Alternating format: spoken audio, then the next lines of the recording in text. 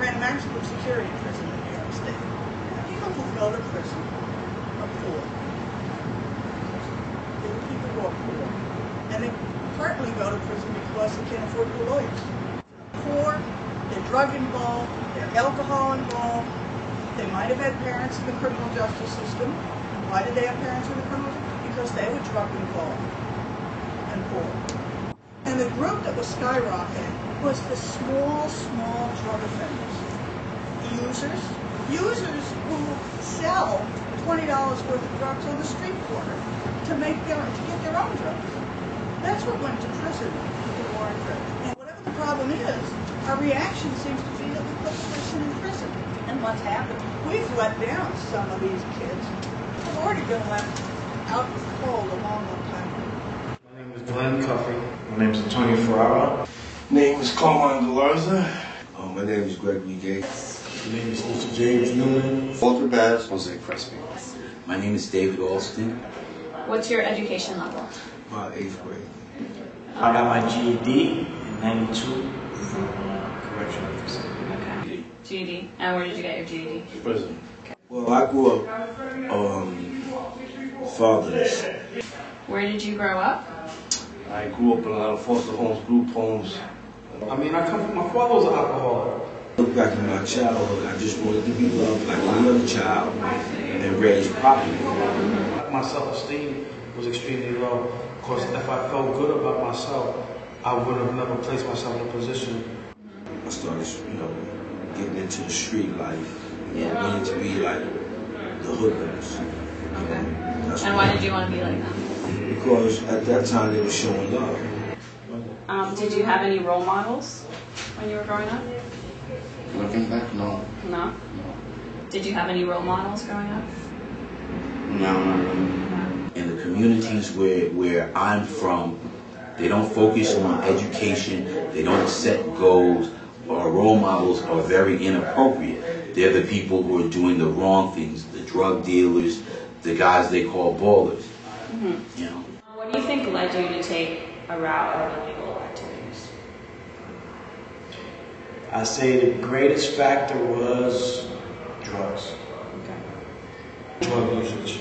Because of drug use. You caught up in it, using narcotics. So were you employed at the time of arrest? No. Were you employed at the time of arrest? No. No. No. No. No, I wasn't. Okay. So what was it like when you first went to prison?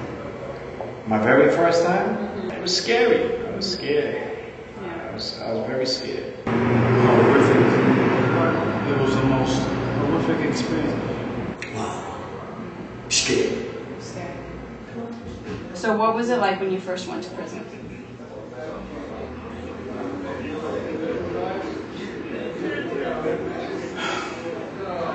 Contact have you had with people after being released that are not previously incarcerated? That are not previous part of, well, no, not much. Not much, okay. Not much, because I'm trying to stay away from, negative influences. Okay. Would you like to have more interaction with your immediate community? Yes. Yeah. Absolutely. Yes, I'm trying to. Okay. Would you like to have more interaction with the community? Definitely. And do you think a feeling of a sense of community could aid in preventing crime? Sure. Yeah. Sure. Definitely, because you want to protect what you belong to.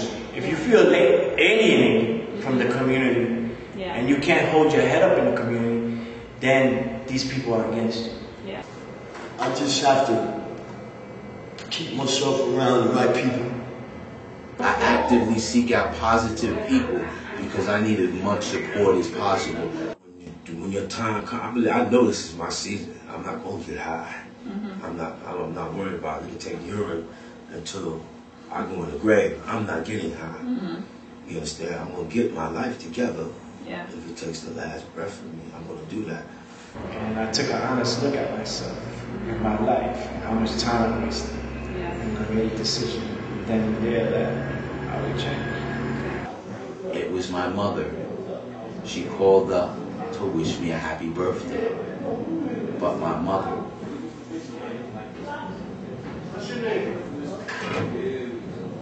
called up and sung happy birthday to me. You can't buy that. You can't.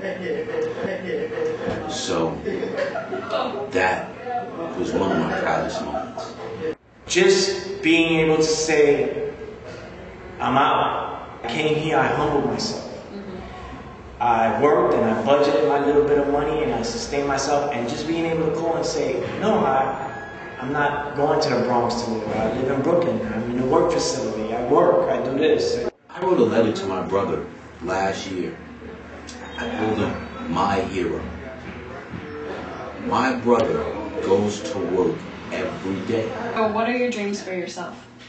To be a hero.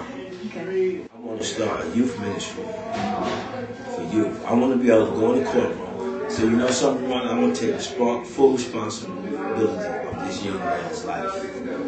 I don't want him to spend a day in jail.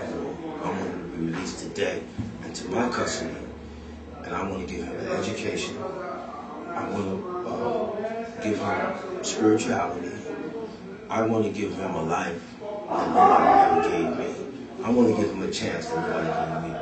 They just gave a rule. They took a rule and just kept beating me. I don't want to do that. I want to hug this person physically. I want to shake hands physically. I want to look him in his eye and tell him, you're going to be all right. I want to tell him I love him. I care for you. Hey, man, I was there. I understand. You know, you're right. Don't worry about that. We're going to move